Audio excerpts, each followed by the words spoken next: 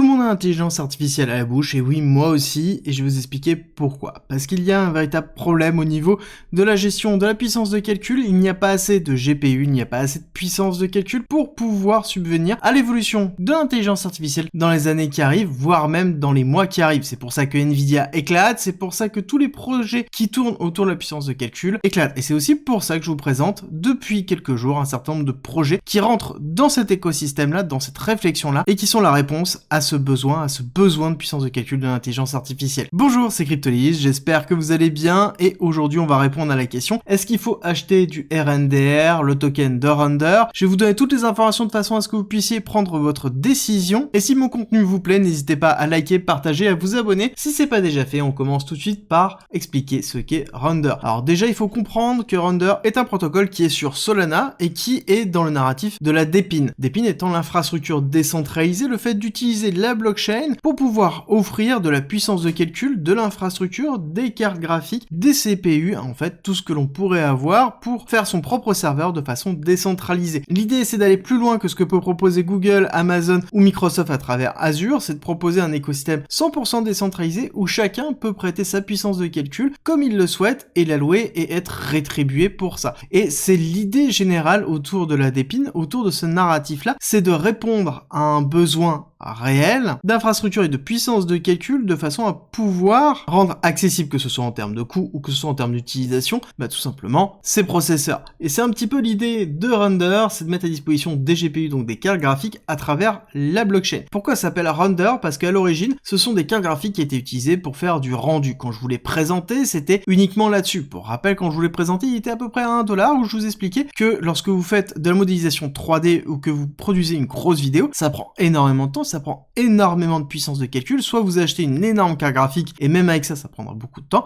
soit vous externalisez, et notamment Render permettait de pouvoir externaliser ce type de production, et ça faisait gagner énormément de temps, et c'était vraiment très peu coûteux. En l'occurrence, on l'avait testé, on avait vu des personnes qui l'utilisaient régulièrement, et on voyait que ça marchait très très bien. Maintenant, Render va plus loin, va mettre en place son infrastructure, et mettre à disposition sa scalabilité de son infrastructure, pour, tout simplement, l'intelligence artificielle. Le mettre à disposition, ses GPU, pour que l'intelligence artificielle puisse entraîner ses algorithmes et les exécuter. Et en l'occurrence, nous avons un protocole qui va sortir, qui utilise Render, qui va être sur Solana, dont je vous ai parlé plusieurs fois, io.net. Je vous invite vraiment à regarder ce projet-là. Personnellement, je pense que quand il va sortir, il va vraiment révolutionner. C'est quelque chose qui s'appuie sur Render, qui s'appuie sur Solana, qui s'appuie sur Filecoin, et qui va permettre de pouvoir capitaliser jusqu'à 40 000, 50 000 GPU en même temps, louer tout ça pendant peut-être 1 heure, 2 heures, 3 heures, le temps de pouvoir faire tout ce que je souhaite faire. Et clairement, c'est une réponse réelle à un véritable besoin, à une crise au niveau des puces informatiques où on sait qu'on n'arrive pas et on n'arrivera pas à subvenir aux besoins de l'intelligence artificielle. L'évolution de la puissance de calcul est telle que la technologie actuellement n'arrive pas à suivre. Techniquement, ce qui est intéressant de voir, c'est qu'au niveau de la tokenomics, on est à peu près à 6 milliards de market cap dilué, mais c'est relativement faible par rapport à cette typologie de projet et aux besoins réels de l'écosystème. On a eu une phase d'accumulation qui a été relativement longue dans laquelle je vous ai parlé de ce projet dans cette partie-là, une phase de réaccumulation où je vous ai reparlé de ce projet à ce moment-là, et ensuite on a eu l'explosion, donc rupture, accumulation de wake-off, on reteste, hop, on ressort avec une réaccumulation. On a eu sur un retest ici de l'ATH une réaccumulation dans lequel on a fait une explosion, et pareil là on se retrouve dans une nouvelle réaccumulation. Donc pour moi, tout ce qui est en dessous de $11, on est dans une zone intéressante de réaccumulation, en sachant qu'on peut aller chercher plus bas, on peut aller chercher les $8 au niveau du RNDR, donc il faut pouvoir lisser son DCA si jamais on veut rentrer sur ce projet, et on pourrait aller chercher une market cap dans les alentours de 15, 20, 30 milliards de dollars, en fonction de l'évolution du bull run et en fonction de l'évolution des besoins de l'intelligence artificielle. Plus l'intelligence artificielle sera demandée et utilisée dans notre quotidien, plus on aura besoin de puissance de calcul, et plus il y aura un intérêt à avoir des moyens de substitution tels que Render